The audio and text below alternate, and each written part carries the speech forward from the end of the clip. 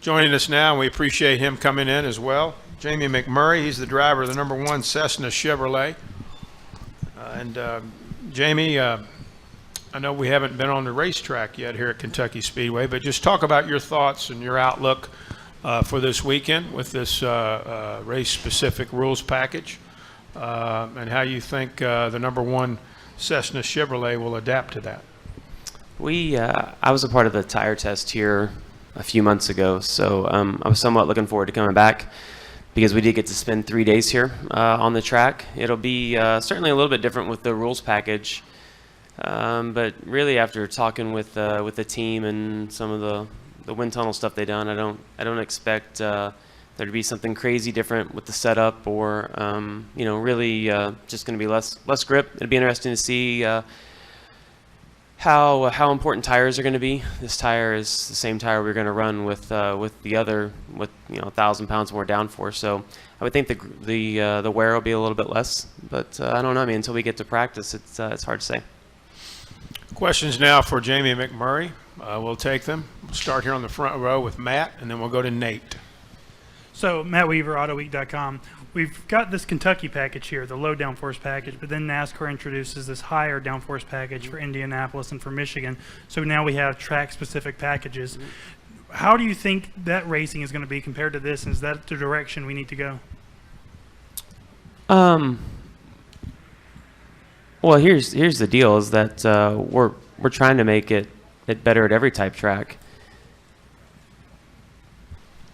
And when I look at a place like Kansas or Michigan, any place that we've repaved, you're going to have a really hard time getting Goodyear to build a tire that's softer and will wear out, that would go along with this lighter downforce package. And so Michigan, the places that have been repaved recently, I look at even at Indy, which is a somewhat unique track.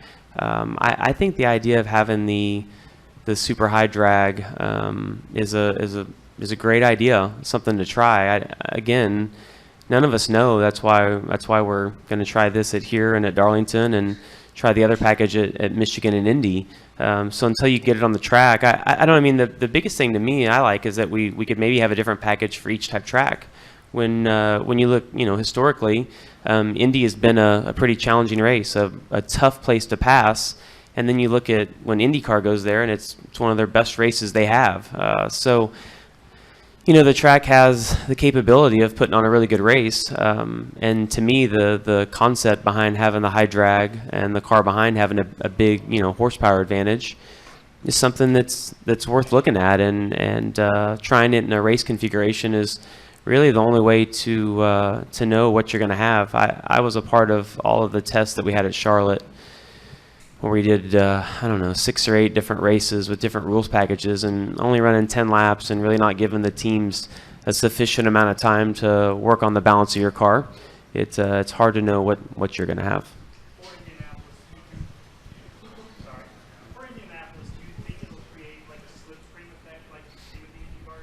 Well, I think that's I know that's the idea behind it. Is to give if the car behind is within 2 or 3 car lengths, the goal is for that car to be able to pass by the time they get to the end of the straightaway, which is really what you see at the Indy 500. It seems like if you're somewhat of a sitting duck being out front. So yeah, I think that's the concept behind it, and I hope that works out as the drivers. That's what we would all like to have, is the opportunity to be able to pass on each straightaway. Let's go to Mr. Nate Ryan.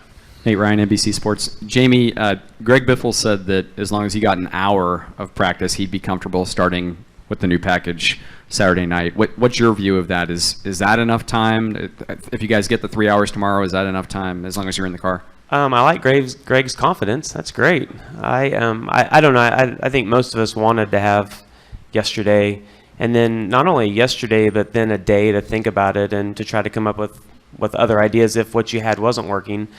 It's different. I remember running this package at Michigan. It was with a little more motor, but the cars were quite a bit looser.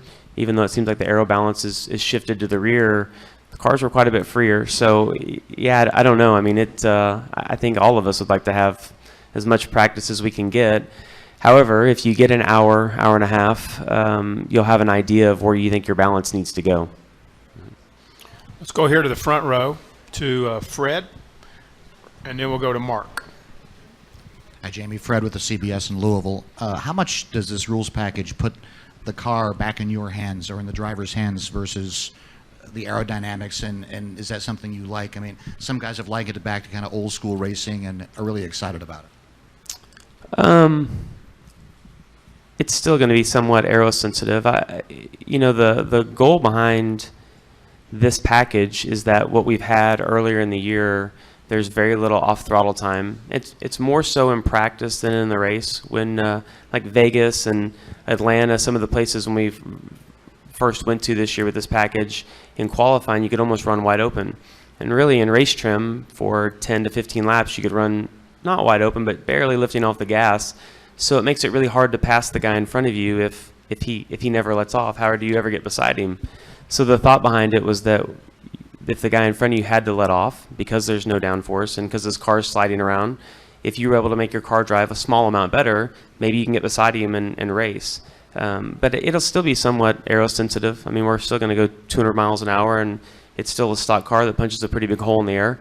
But hopefully it's less sensitive, and hopefully you can make your car handle better than the guy in front of you.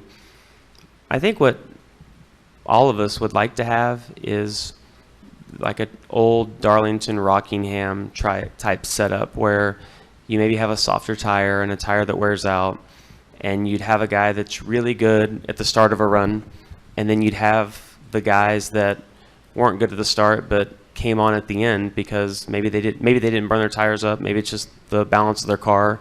And so you'd have, rabbits at the beginning, and then they'd get, run down at the end, and there'd be some passing. I don't know if we'll ever get to that, but that's the goal of all of us, and that's what everybody'd like to have. Let's go to Fred. We've had Fred. Let's go to Mark, and then Jessica. Mark Garrow, PRN. Jamie, we're getting pretty close now to crunch time and making the chase. We're in that final final 10 race countdown. How do you assess your chances to make the chase, and what are your thoughts on the way it's played out so far, number of different winners, and how many different winners you think we'll see, and how many guys will be able to squeak in through points? We've been pretty solid all year long, and I remember heading into Talladega, the first Talladega race, knowing that was a big weekend for a guy that hadn't won a race, because you could have someone new win, and you could also have a 40th place finish, which makes a big swing in the points. So making it through there was big for us, and then making it through last weekend, same thing. Not having a new winner, and then just not having a horrible finish. We didn't really lose that many points to the guys that were racing. So I only look at maybe Watkins Glen as being somewhat of a wild card where you'd have a unique winner. And so for us, it's just about doing the same thing and getting the best finish we can. And the biggest goal for me at the beginning of the year was to finish better than where we raced. And I've had a hard time doing that the last couple of years. We've raced well and haven't finished as good as what we've been racing. This year we've finished better than where we've raced a lot of times, and that's really helped us out in the points. Let's go to Jessica. Jessica Ruffin, NASCAR.com. Last week at Daytona, you were wrapped up in that big wreck at the very end, the multi-car wreck. Can you just describe what you saw during that accident? I didn't see much, honestly. When we came off turn 2, it was a huge pack of cars, and you're gently pushing the guy in front of you and pushing him into the guy in front of him. And I think all of us knew heading into turn 3 that when we came off turn 4, it would not be gentle anymore, that you're just going to mat the gas and shove the guy as hard as you can and hope that you make it through the wreck, because all of us knew that there was going to be a wreck either before the finish line or afterwards. And all I could see was whoever was in front of me. I saw, Austin's car go up in the air. I thought it was Trevor Bayne. I just saw kind of red and blue, and I was thankful that I didn't hit it on the way by, but I didn't really see a whole lot. I knew that it was a bad wreck only based on my spotter's reaction to me. He kind of stopped spotting the car and started talking about what he was seeing. I thought it was a horrible wreck. I thought Austin Dillon was really lucky to escape with really no injuries. I was pretty impressed with the catch fence and how it contained the car. Obviously it reminded all of us of Kyle Larson's wreck a few years ago in the nationwide race. But it's part of plate racing. I think all of us know getting in the cars when we go to Daytona and Talladega that there's a chance of a wreck like that. At the same time, you hope that we can learn from it and figure out a way to keep the cars on the ground, contain them from the fans even better than what we have. And you look back over the years of the sport, and everything that we have was evolved from something like that. So NASCAR's done a really nice job, in my opinion, of learning from their mistakes or learning from accidents on the track, and hopefully we'll learn from this one as well. Got time maybe for one more question. Anybody else? Final question for Jamie? Nate Ryan. Finish up with Nate Ryan. Jamie, when Greg was in here, he was also talking about the amount of wind tunnel work that he thought a lot of teams were doing. I've heard some rumblings that some teams have really spent an inordinate amount of time really working on this. Have you heard any of that? Do you have any concerns about if some teams are going to come in a lot more prepared than yours, or how much work, I guess, have you guys done? Well, I think that most of the teams, you get the best data from wind shear, and for the most part, there's no time available at wind shear. I think all of the teams have an allotment that they've booked months ago, or maybe in the last year they've been booking these dates. So I know that I can't say that we only go to wind shear. We might go to the other wind tunnel somewhat, but you get the best data from wind shear, and there wasn't like when this rules package came available that you're like, well, I'm going to go schedule a bunch of wind tunnel time. It was already taken, and you're already trying to get all you can. So I don't really see that being any different. Jamie, certainly thank you for coming in here today. We appreciate it, and good luck this weekend at Kentucky Speedway.